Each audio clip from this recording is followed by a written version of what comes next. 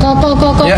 banyak banget di komen Koko bilang mau ketemu sama Doktif. Berani nggak Koko ketemu Doktif? Ketemu sama Doktif? Iya. Siapa takut? Yakin. Waduh. Yakin berani. Enggak dok. Hah? Enggak. Siap nggak sama pertanyaan-pertanyaan Doktif nanti? Siap. Yakin nih ya? Siap. Ya udah kira-kira kita mau ngegosipin apa nih? Hah? Sebenarnya kita nggak gosipin orang ya dok ya.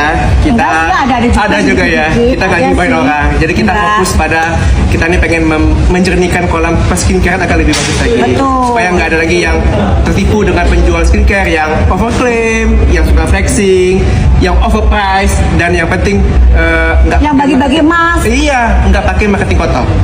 Bagi-bagi iPhone cuman doang. Iya kan? Nggak tahu aja Benar. siapa sih. Hah? Semoga- Udah nggak apa-apa ngomong aja, Iya. nggak apa-apa. Kita kan mau beneran yang bener nih, jualannya yang bener, ya kan?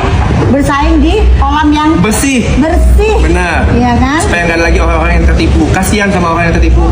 Benar. Ya. Terus jangan lagi ya, yang namanya oknum-oknum dokter itu ya. Benar. Hah? Menggunakan profesinya untuk meneview masyarakat ya.